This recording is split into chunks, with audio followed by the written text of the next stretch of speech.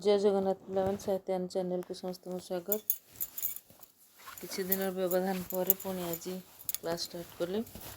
या पूर्वर ऑलरेडी बहु कॉलेज रे हमर 4th सेमेस्टर पाठ पढ़ा पाखापाखि अधारू अधिका हो गला किंतु आउ जो मानकर ए रिसेंट सरी 3rd सेमेस्टर से 4th सेमेस्टर आरंभ होची।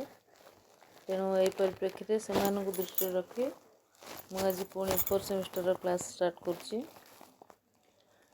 प्रथम आम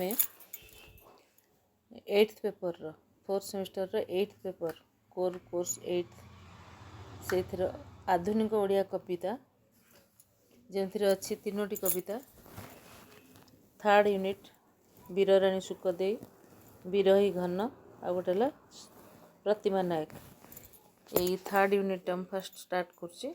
नेक्स्ट तापर अलग यूनिट गुड़ाक स्टार्ट कर।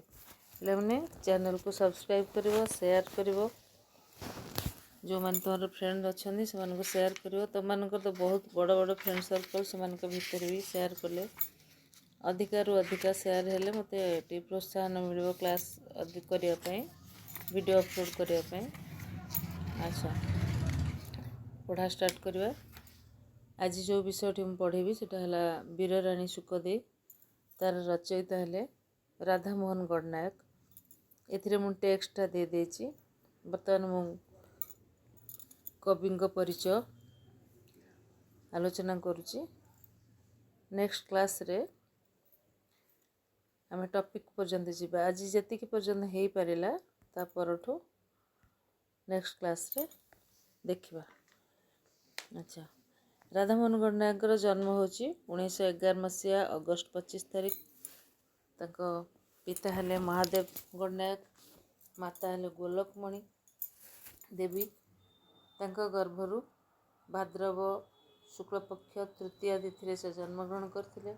तांकर घर होची ढेंकानाल जिला अनुगुल निकटवर्ती कलंडापाଳ ग्राम। सेतेबेले अविभक्त ढेंकानाल थिला। एबे हमर जिलार परिवर्तन हो गलानी। अनुगुल जिला बर्तमान लेखा जीवो। ढेंकानाल जिला बदल रे अनुगुल जिला लेखा जीवो। तेबे से बाघ सिंह वंश भाव में ख्याति अर्जन करथिले। बाघ सिंह तांकर नाम कहीं थिला ना तांको वंश परंपरा थिला वीरत्वपूर्ण जो एभलिया गोटे नामकरण नाम दिया जायथिला। राधामोहन गणनायक छात्र अवस्था साहित्य प्रति आंतरिकता थिबा जना पड़थिला।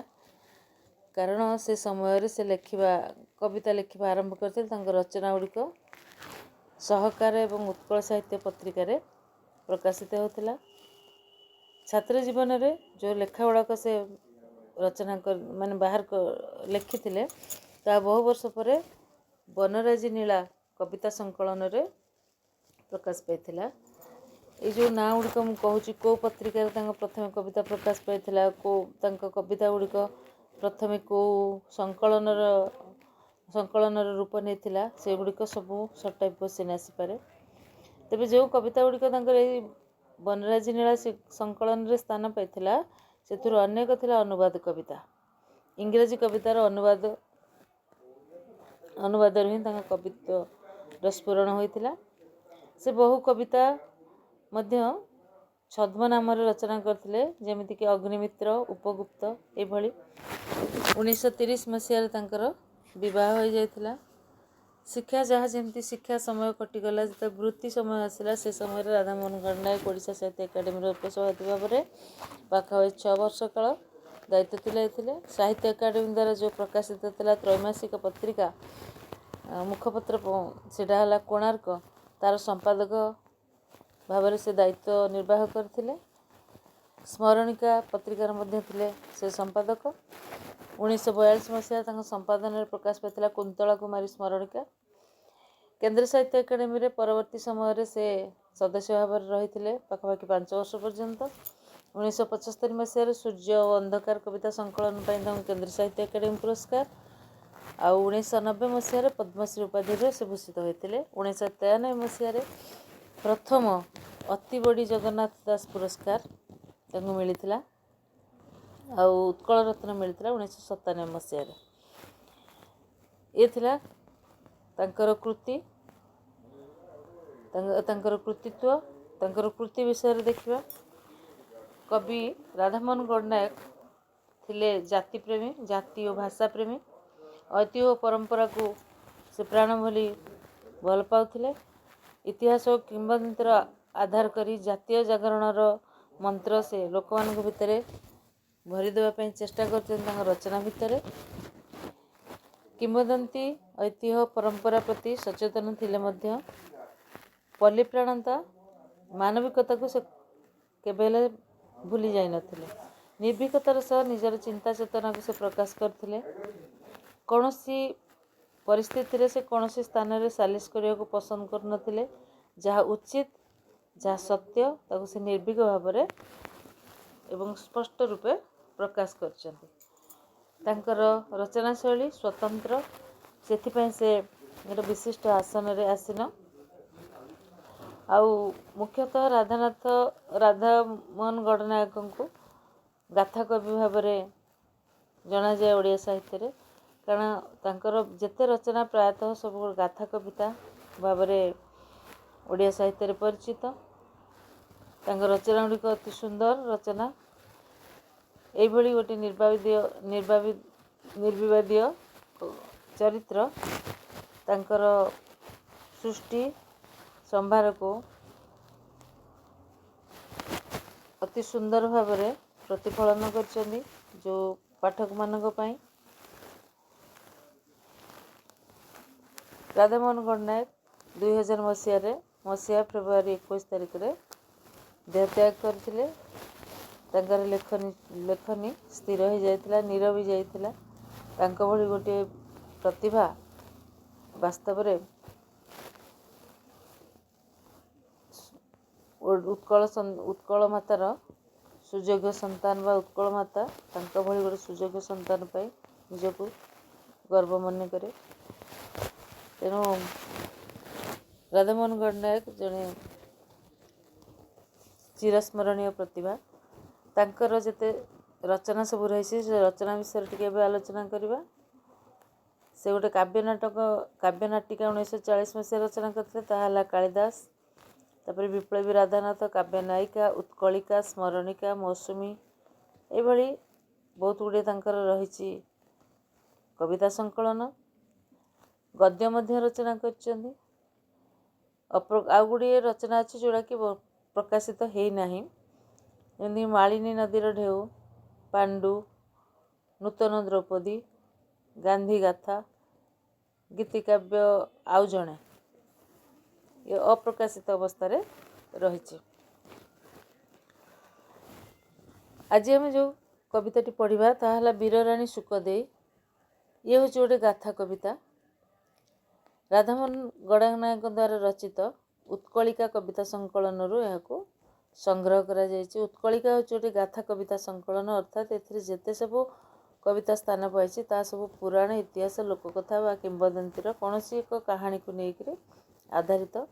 ଅତି ସରଳ, ସହଜ, ବୋଧଗମ୍ୟ ଭାଷାରେ ଏବଂ ସାହିତ୍ୟିକ ପରିପାଟିରେ ଏ କବିତା ଗୁଡ଼ିକୁ ସେ ପ୍ରକାଶ କରିଛନ୍ତି।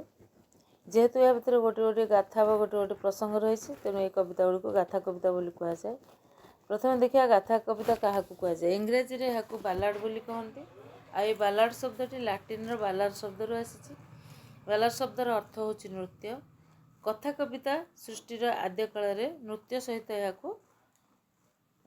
ଏହି କବିତାକୁ ଗାନ କରାଯାଉଥିଲା। କିଛି ଜଣେ ଗାଉଥିଲେ କବିତାଟି, ଆଉ କିଛି ଜଣେ ତାକୁ ସ୍ୱରତାଳ ଲୟରେ ତା ସହିତ ନୃତ୍ୟ କରୁଥିଲେ। ମୁଖ୍ୟତଃ ଏହି କବିତା ପ୍ରେମ, ଯୁଦ୍ଧ, ପରାକ୍ରମ, ଅଲୌକିକ ଘଟଣା ଏସବୁ ଉପରେ ପର୍ଯ୍ୟବସିତ ଥିଲା। ଓଡ଼ିଆ ଗାଥା କାବ୍ୟ ରଚନା କରିବାରେ ସେ ହେଉଛନ୍ତି ଜଣେ ଧୁରୀଣ ସ୍ରଷ୍ଟା। ତାଙ୍କୁ ଅନେକ ଗାଥା କବିତାର ସ୍ରଷ୍ଟା ସେ। ଜନଶ୍ରୁତି, ଲୋକକଥା, ପୌରାଣିକ ଉପାଖ୍ୟାନ, ଧର୍ମ ପାଳନ, ପରମ୍ପରା, ଯାହା ସବୁ ରହିଛି ଆମର ମଣିଷ ଜୀବନରେ ଇତିବୃତ୍ତିର ଯେଉଁ ଧାରାବାହିକ କଥାଚିତ୍ର, ସେ ସବୁଗୁଡ଼ିକୁ ସେ ଏହି କବିତା ମାଧ୍ୟମରେ ପ୍ରକାଶ କରିଛନ୍ତି ବା ପ୍ରକାଶ କରିବାକୁ ପ୍ରୟାସ କରିଛନ୍ତି। ଏହି ଗାଥା କାବ୍ୟର ମୂଳ ଉତ୍ସ ଉପାଦାନ ସେସବୁ ଏହାରି ଭିତରେ ହିଁ ମିଳିବ, ତାଙ୍କ ରଚନା ଭିତରେ ଦେଖିବାକୁ ମିଳେ। ଗାଥା କବିତାର ଜନ୍ମ ସମ୍ପର୍କରେ ଅନେକ ମତ ରହିଛି। ଏହାକୁ ଯେକୌଣସି ଗୋଟେ ରଚନା, ସେ ରଚନାଟି ଲୋକପ୍ରିୟ କାହାଣୀକୁ ଛନ୍ଦବଦ୍ଧ ପଦରେ ଲେଖାଯାଇଥିବା କବିତାକୁ ଗାଥା କବିତା କୁହାଯାଏ। କୌଣସି ଏକ ଲୋକପ୍ରିୟ କାହାଣୀ ତାକୁ ଯେଉଁ ଛନ୍ଦ କରିକି ଲେଖାଯାଇଥାଏ ପଦରେ, ତାହାକୁ ଗାଥା କବିତା କୁହାଯାଏ। ଏ ଯେଉଁ କାହାଣୀ, ଏଇଟା ମନଗଢ଼ା ବା କପୋଳକଳ୍ପିତ କାହାଣୀ ନୁହେଁ। କାରଣ ଗାଥା ଅର୍ଥାତ୍ ଯେଉଁ କଥା ବା ପ୍ରସଙ୍ଗ, ତାହା ହେଉଛି ପରମ୍ପରାର ବାହକ। ପରମ୍ପରା ଅନୁସାରେ ଯେଉଁଠି ଯାହା ଭୁଲ ହେଇଛି, ଯାହା ସମସ୍ୟାରେ ଯେଉଁ ସମାଜରେ କ'ଣ ସମସ୍ୟା ହେଇଛି, ସେଇ ସମୟରେ କେଉଁ ପ୍ରସଙ୍ଗ ଆଧାରିତ ଥିଲା, ସେଇ ପ୍ରସଙ୍ଗକୁ ଉଦ୍ଧାର କରିକି ଏଠି ଲେଖାଯାଉଥିଲା। ତେଣୁ ଆକୁ ଆମେ କହିପାରିବା ନାହିଁ ଯେ ଏଇ ରଚନାଟି କପୋଳକଳ୍ପିତ ବୋଲି। ପୁରାଣ ଶାସ୍ତ୍ର ବା ପୁରାବୃତ୍ତ, ଇତିହାସ, ଜନଶ୍ରୁତି, ଅଙ୍ଗେନୀ ବା ଅନୁଭୂତିରୁ ଏହା ପ୍ରସୂତ ବା ଏହା ସୃଷ୍ଟି। ତେବେ ଗାଥା କବିତା କେବେ ଏବଂ କେଉଁ ପରିସ୍ଥିତିରେ ଆରମ୍ଭ ହୋଇଥିଲା, ତାହା କହିବା କଷ୍ଟକର। ସାହିତ୍ୟ କଥିତ ପର୍ଯ୍ୟାୟରେ ଏହାକୁ ଆମେ ଏତେ ସ୍ପଷ୍ଟ ଭାବରେ ଆଲୋଚନା କରିପାରିବା ନାହିଁ, କାରଣ ସମୟ ସାପେକ୍ଷ। ମାନବ ସମାଜରେ ଲିଖନ ପଦ୍ଧତି ଯେତେବେଳେ ଅନୁସୃତ ହେଲା, ତା ପୂର୍ବରୁ ଆମେ ଜାଣିଛନ୍ତି ବେଦ ଶ୍ରୁତି ବା ଶ୍ରୁତି ଭାବରେ ସମାଜରେ ଗ୍ରହଣ କରାଯାଇଥିଲା। ଲୋକମାନଙ୍କ ମଧ୍ୟରେ ହଜାର ହଜାର ବର୍ଷ ଧରି ବହୁ କାହାଣୀ ପ୍ରଚଳିତ ଥିଲା। ତାକୁ ସେମାନେ କ'ଣ କଲେ ନା ପଦ୍ୟ ରୂପ ଦେଇଦେଲେ, ଯେଉଁ ପଦ୍ୟ ରୂପକୁ କି ଗାଥା ରଚନା ଭାବରେ ଗ୍ରହଣ କରାଗଲା। ଅର୍ଥାତ୍ ସେଗୁଡ଼ିକ ଗୋଟେ ଗୋଟେ ପ୍ରସଙ୍ଗ ଥିବ ଏବଂ ସେଥିରେ ତାକୁ ଛନ୍ଦବଦ୍ଧ ଭାବରେ ରଚନା କରାଯାଇଥିବ, ତାହା ହେଲା ପଦ୍ୟ ରଚନା ବା ତାକୁ କୁହାଗଲା ଗାଥା କବିତା। ସେ ଗାଥା କବିତା ରଚନା କରିବାରେ ସିଦ୍ଧ ହେଉଛନ୍ତି ରାଧାମୋହନ ଗଡ଼ନାୟକ। ଲୋକମାନଙ୍କ ମଧ୍ୟରେ ହଜାର ହଜାର ବର୍ଷ ଧରି ଯେଉଁ କାହାଣୀ ପ୍ରଚଳିତ ଥିଲା, ତାକୁ ସେ ପଦ୍ୟ ରୂପରେ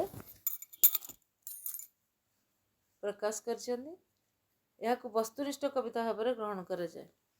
ଏହାର ଆବେଦନ ହେଉଛି ସର୍ବକାଳିକ ଆଉ ସାର୍ବଜନୀନ। ତେବେ ଗାଥା କବିତାର ସ୍ୱରୂପ ବିଷୟରେ ଯଦି ଆମେ ଆଲୋଚନା କରିବା, ଏହା କାହାଣୀ ଭିତ୍ତିକ କବିତା। ଏଥିରେ ସବୁ ଲୋକକଥା, କିମ୍ବଦନ୍ତୀ, ପୁରାଣ ଏସବୁର ସ୍ଥାନ ରହିଛି। ମୁଖ୍ୟତଃ ଏହା ବୀର ଆଉ କରୁଣ ରସାଶ୍ରିତ। ଏଥିରେ ସାମାଜିକ ବାର୍ତ୍ତା ରହିଥାଏ। ଆଉ ବିନା ଉପକ୍ରମରେ ଗାଥା କବିତା ଆରମ୍ଭ କରି ହୁଏ। ଆଉ ପରିସମାପ୍ତିରେ ପ୍ରାୟତଃ ପରିତୃପ୍ତ ବୋଧ ହୋଇଥାଏ। ମୁଖ୍ୟ ଯେ ଗାଥା କବିତାକୁ ଦୁଇ ଭାଗରେ ବିଭକ୍ତ କରାଯାଏ, ଲୌକିକ ଗାଥା କବିତା ଆଉ ଗୋଟେ ହେଲା ସାହିତ୍ୟିକ ଗାଥା କବିତା। ତେବେ ପ୍ରାଚୀନ ସାହିତ୍ୟରେ ଗାଥା କବିତାର ଯଦି ସନ୍ଧାନ କରାଯାଏ, ତାହେଲେ ଦେଖିବା ବର୍ଷା ଦାସଙ୍କ ସମୟରୁ ଅଦ୍ୟାବଧି କେଉଁଠି ନା କେଉଁଠି ସାହିତ୍ୟରେ ଉପାଦାନ ରହିଛି। ବର୍ଷା ଦାସଙ୍କର କଳସ ଚଉତିଶା, ଏଇଟା ହେଉଛି ପ୍ରଥମ ଗାଥା କବିତା।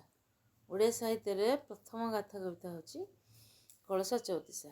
ତାପରେ ନୀଳାମ୍ବର ଦାସଙ୍କର ଦେଉଳତୋଳା, ବଳରାମ ଦାସଙ୍କର ବଉଳା ଗାଈ, ଯଶୋବନ୍ତ ଦାସଙ୍କ ଗୋବିନ୍ଦ ଚନ୍ଦ୍ର ଏବଂ ଯେତେ ସବୁ ରଚନା ରହିଛି, ସେ ସବୁ ଗୁଡ଼ିକ ଗାଥା କବିତାର ପ୍ରାଚୀନ ରୂପ ଦେଖିବାକୁ ମିଳିଥାଏ। କିନ୍ତୁ ଆଧୁନିକ ଦୃଷ୍ଟିକୋଣ ଯଦି ଆଲୋଚନା କରାଯାଏ, ଓଡ଼ିଆ ସାହିତ୍ୟରେ ଯେଉଁ ଆଧୁନିକ ଯୁଗ ପୂର୍ବରୁ ପାଶ୍ଚାତ୍ୟ ବ୍ୟବହାରରୁ କୌଣସି ଗାଥା କବିତା ସୃଷ୍ଟି ହୋଇନାହିଁ।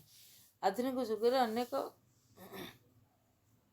କବି ଗାଥା କବିତା ରଚନାରେ ଦୃଢ଼ ହୋଇଥିଲେ ମଧ୍ୟ, ବ୍ରତୀ ହୋଇଥିଲେ ମଧ୍ୟ ଯେ ରଚନା କରିବେ ବୋଲି, ବ୍ୟାସକବି ଫକୀର ମୋହନଙ୍କୁ ଗାଥା କବିତାର ପିତାମହ ବୋଲି କୁହାଯାଏ। ସେ ହେଉଛନ୍ତି ପ୍ରଥମ ବ୍ୟକ୍ତି ଯିଏକି ରେବତୀ କ୍ଷୁଦ୍ରଗଳ୍ପଟି ରଚନା କରିଥିଲେ। ଅନ୍ୟପକ୍ଷରେ ଗାଥା କବିତା ରଚନାର ସଫଳତା ଦୃଷ୍ଟିରୁ ଗୋଦାବର୍ଷ ମିଶ୍ରଙ୍କର ଖ୍ୟାତିକୁ ମଧ୍ୟ ଅସ୍ୱୀକାର କରାଯାଇପାରିବ ନାହିଁ। ସେହିପରି ରାଧାମୋହନ ଗଡ଼ନାୟକକୁ ବାଦ ଦେଲେ ଓଡ଼ିଆ ଗାଥା କବିତାର ଜୟଯାତ୍ରା ସମ୍ପର୍କରେ ବିଚାର କରାଯାଇ ନପାରେ। ତେବେ ଗୋଦାବର୍ଷ ମିଶ୍ରଙ୍କର ଯେଉଁ ଆଲେଖିକା ହେଉଛି ପ୍ରଥମ ଓଡ଼ିଆ ଗାଥା କବିତା ସଂକଳନ, ପ୍ରଥମ ଗାଥା କବିତା ସଂକଳନ। ଏହାପରେ ବୈକୁଣ୍ଠନାଥ, ମାୟାଧର ମାନ ସିଂହ, କାଳିଚରଣ, ଗୋଦାବର୍ଷ ମହାପାତ୍ର ପ୍ରମୁଖ ଗାଥା କବିତା ରଚନା କ୍ଷେତ୍ରରେ ବ୍ରତୀ ହୋଇଥିଲେ। କିନ୍ତୁ ଗାଥା କବିତା ରଚନା କରି ରାଧାମୋହନ ଗଡ଼ନାୟକ ସର୍ବଶ୍ରେଷ୍ଠ ଆସନରେ ଅଧିକାରୀ ହୋଇପାରିଛନ୍ତି। ଓଡ଼ିଆ ସାହିତ୍ୟରେ ରାଧାମୋହନ ଗଡ଼ନାୟକ ଗାଥା କବି ଭାବରେ ପରିଚିତ ହେଲେ ମଧ୍ୟ ଗାଥାକୁ ତାଙ୍କ ଲେଖନୀରେ ଗାଥା କବିତା ରଚନା କରିବେ ତାଙ୍କ ଲେଖନୀ ଥିଲା ଚଳଚଞ୍ଚଳ। ଯେଉଁ ଆଶା କରୁଥିଲେ ଯେ ସେ ରାଧାମୋହନ ଗଡ଼ନାୟକ ସେ ଯେଉଁ ଆଶା କରୁଥିଲେ ଯେ ନାଇଁ ଇଏ କବିତା ଏତେ ରଚନା କରିପାରିବେ ନାହିଁ ବା କୌଣସି ପ୍ରକାର ନିଜର ପ୍ରତିଷ୍ଠା ପ୍ରଦର୍ଶନ କରିପାରିବେ ନାହିଁ, ସେମାନେ ହିଁ ଧୀରେ ଧୀରେ ଆଶ୍ଚର୍ଯ୍ୟ ହେଲେ। କାରଣ ରାଧାମୋହନ ଗଡ଼ନାୟକଙ୍କର ପ୍ରତିଭା ଥିଲା ସେତିକି ଓଜସ୍ୱଳ। ବହୁ କିମ୍ବଦନ୍ତୀ ଜୀବନ କାହାଣୀକୁ ନେଇକରି ସେ ଯେଉଁ ରଚନା ସବୁମାନ ପ୍ରକାଶ କରିଛନ୍ତି ବାସ୍ତବରେ ତାହା ଉଚ୍ଚକୋଟୀର। ତେଣୁ ଧୂଳି ଧୂସରିତ ବହୁ ମଳିନ କିମ୍ବଦନ୍ତୀ ଜୀବନ କାହାଣୀ ତାଙ୍କର ଗାଥା କବିତାରେ ଯେପରି ଔଜ୍ଜ୍ୱଲ୍ୟ ଲାଭ କରିଛି ସେଇଭଳି ଗାଥା କବିତାର ସ୍ୱରୂପ। ତ ରାଧାମୋହନ ଗଡ଼ନାୟକ ଗାଥା କବି ଭାବରେ ଓଡ଼ିଆ ସାହିତ୍ୟରେ ପରିଚିତ ହେଲେ। ରାଧାମୋହନ ଗଡ଼ନାୟକଙ୍କର ଯେଉଁ ଗାଥା ସମ୍ଭାର ରହିଲା, କାଳଜୟୀ କବିତା ଗୁଡ଼ିକ ତା ଭିତରେ ସ୍ଥାନ ପାଇଲା। ଏସବୁ ଯେଉଁ ରଚନା ଗୁଡ଼ିକ ଆମେ ଦେଖିବାକୁ ପାଉଛନ୍ତି ସେ ସବୁ ଗୁଡ଼ାକ ହେଉଛି ତାଙ୍କର ଗୋଟେ ଗୋଟେ ଉଜ୍ଜ୍ୱଳ ନକ୍ଷତ୍ର ତୁଲ୍ୟ। କାରଣ ତାଙ୍କ ରଚନା ଅତି ହୃଦୟସ୍ପର୍ଶୀ ରଚନା। ତାଙ୍କର ଅନେକ ଗୁଡ଼ିଏ ଗାଥା କବିତା ସଂକଳନ ମଧ୍ୟରୁ ଉତ୍କଳିକା ହେଉଛି ଗୋଟେ ସଫଳ ସୃଷ୍ଟି। ଏଥିରେ 16ଟି କବିତା ରହିଛି। ଆଉ କୌଣସି ପ୍ରକାର ଘଟଣା ଦୁର୍ଘଟଣା କି କିଛି ମୁହୂର୍ତ୍ତ ଯଦି ସେମାନଙ୍କ ଦୃଷ୍ଟିରେ ପଡ଼ିଲା, ଯାହା ଇତିହାସ ହେଇଯିବ କିମ୍ବଦନ୍ତୀ ଭିତରେ ଅଛି, ତାକୁ ମଧ୍ୟ ସେମାନେ ପ୍ରକାଶ କରିଥାନ୍ତି। ତେଣୁ ଏଇଭଳି ଭାବରେ ଯେଉଁ କବିତା ସଂକଳନ ଗୁଡ଼ିକ ରହିଲା, ସେ କବିତା ସଂକଳନର ଯେଉଁମାନେ କବିତା ପାଠ କରୁଥିଲେ ସେମାନେ କେବଳ ଏଇ କବିତା ସଂକଳନ ଗାଥା କବିତା ସଂକଳନରୁ ଜାଣିପାରୁଥିଲେ ତା ନୁହେଁ, ଏହା ସହିତ ଅନ୍ୟ ଯେତେ ସବୁ ସାହିତ୍ୟର ବିଭାଗ ରହିଛି ରଚନା ରହିଛି ତାକୁ ମଧ୍ୟ ସେମାନେ ଅନୁଭବ କରୁଥିଲେ। ତେଣୁ ପ୍ରକୃତରେ ଦେଖିବାକୁ ଗଲେ ରାଧାମୋହନ ଗଡ଼ନାୟକଙ୍କର ଯେଉଁ ସଂକଳନ ରହିଛି ତା ଭିତରେ ଉତ୍କଳିକା ସଂକଳନଟି ହେଉଛି ସମ୍ପୂର୍ଣ୍ଣ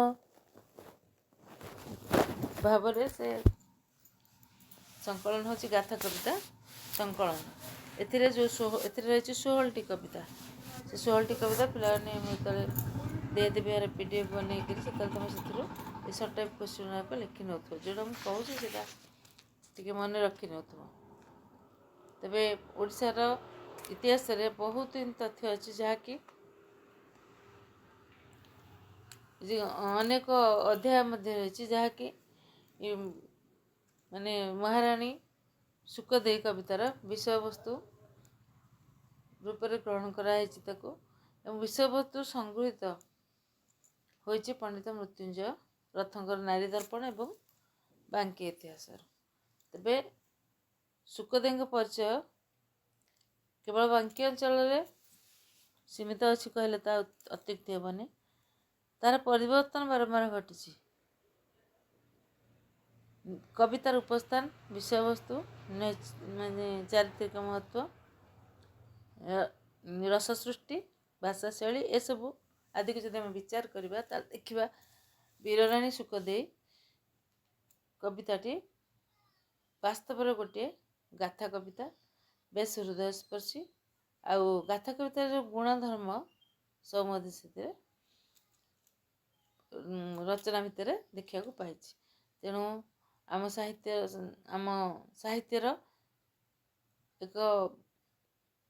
ଏହା ହେଉଛି ଗୋଟିଏ ପ୍ରାର୍ଥନା। ଆମ ସାହିତ୍ୟରେ ଏହା ହେଉଛି ଗୋଟିଏ ସାର୍ଥକ ଗାଥା କବିତା। କାହାର କେଉଁଟା ନା ଉତ୍କଳିକା ଯେଉଁ ରହିଛି ସମ୍ପୂର୍ଣ୍ଣ ସଂକଳନ ତା ମଧ୍ୟରୁ ଗୋଟିଏ କବିତା। ମୁଖ୍ୟ ହେଉଛି ବୀରରାଣୀ ଶୁକଦେଇ। ପିଲାମାନେ ଆଜି କବିଙ୍କ ପରିଚୟ ଏବଂ ଟେକ୍ସଟ ବିଷୟରେ ତୁମେ ସବୁ ଦେଖିଦେଇ ପାରିବ, କାରଣ ମୁଁ ତାକୁ ଟେକ୍ସଟଟା ପୁରା ଦେଇଦେଇଛି। ତୁମମାନେ ସମସ୍ତେ ଟେକ୍ସଟଟା ପଢ଼ି ଦେଇଥିବ ଯଦି, ତାହେଲେ ମୁଁ ପଢ଼େଇଲା ବେଳକୁ ଯାହା ବି ପଢ଼େଇବି ତୁମେମାନେ ବୁଝିପାରିବ ଏବଂ ତୁମର କୌଣସି ପ୍ରକାର ଅସୁବିଧା ହେବ ନାହିଁ। ତ ଆଜି ପାଇଁ କ୍ଲାସ୍ଟା ଏତିକି ଥାଉ। ନେକ୍ସଟ କ୍ଲାସ୍ରେ ପୁଣି ପରବର୍ତ୍ତୀ ଅଂଶରୁ ପଢ଼ିବା।